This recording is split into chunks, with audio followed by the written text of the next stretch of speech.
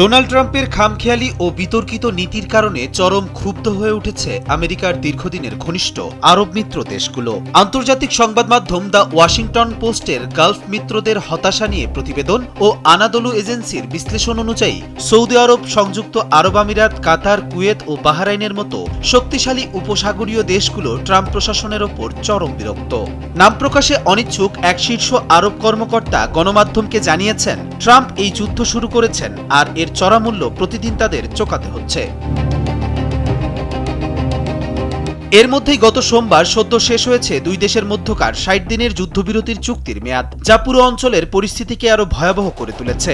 একদিকে ইরানের ক্রমাগত ড্রোন ও মিসাইল হামলা ও অন্যদিকে অর্থনৈতিক ধসের প্রবল শঙ্কায় এখন রীতিমতো দিশেহারা উপসাগরীয় দেশগুলো।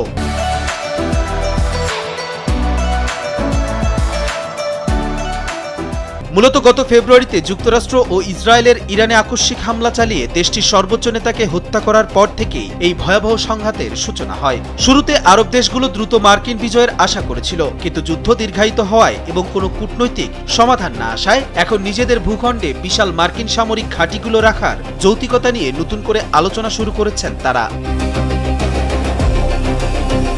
যুদ্ধক্ষেত্রের সর্বশেষ পরিস্থিতি আরও বেশি উদ্বেগজনক। মার্কিন সংবাদ মাধ্যম ওয়াশিংটন এক্সামিনারের যুদ্ধবিরতির শেষের প্রতিবেদন বলছে, গত সোমবার যুক্তরাষ্ট্র ও ইরানের মধ্যকার ৬০ দিনের যুদ্ধবিরতি ও সমঝোতা চুক্তির মেয়াদ কোনো চূড়ান্ত ফল ছাড়াই শেষ হয়ে গেছে। প্রেসিডেন্ট ট্রাম্প ফক্স নিউজকে দেয়া এক সাক্ষাৎকারে স্পষ্টভাবে জানিয়ে দিয়েছেন যে তিনি এই যুদ্ধবিরতির মেয়াদ আর বাড়াতে আগ্রহী নন। উল্টো তিনি ইরানকে সাদা পতাকা উড়িয়ে নিঃশর্ত আত্মসমর্পণ করার কঠোর আহ্বান জানিয়েছেন। পাশাপাশি তিনি জানিয়েছেন এই যুদ্ধ শেষ করার বিষয়ে তার কোনো নির্দিষ্ট সময়সীমা নেই। অন্যদিকে ইরানও তাদের অবস্থানে অনড় রয়েছে। বিশ্বের অন্যতম প্রধান তেল ও বাণিজ্যিক পথ হরমুজ প্রণালীর নিয়ন্ত্রণ ইরান নিজেদের হাতে নেয়ার চেষ্টা করছে। তার প্রণালীতে চলাচলকারী বাণিজ্যিক জাহাজগুলোর উপর নিজস্ব শর্ত চাপিয়ে দেওয়ার পাশাপাশি মার্কিন অবরোধ প্রত্যাহারের দাবি জানিয়েছে। এর ফলে বৈশ্বিক জ্বালানি বাজারে বড় ধরনের সংকটের আশঙ্কা তৈরি হয়েছে। পাশাপাশি ইয়েমেনের বিদ্রোহীরাও লোহিত সাগরে পুনরায় বাণিজ্যিক জাহাজগুলোর উপর আক্রমণ শুরু করেছে। দীর্ঘস্থায়ী যুদ্ধের জেরে মধ্যপ্রাচ্যের অর্থনীতিতে মারাত্মক নেতিবাচক প্রভাব পড়তে শুরু করেছে। আগামী অক্টোবরে সৌদি আরবে অনুষ্ঠিত হতে যাওয়া ভবিষ্যৎ বিনিয়োগ উদ্যোগের মতো বড় বড় আন্তর্জাতিক সম্মেলন ও ফর্মুলা 1 রেসিং এর মতো ইভেন্টগুলো এখন চরম অনিশ্চয়তার মুখে।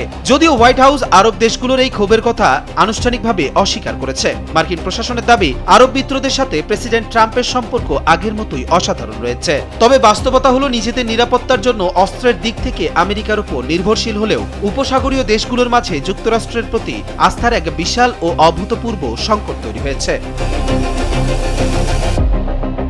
কবির চৌধুরী, জয়, কালবেলা।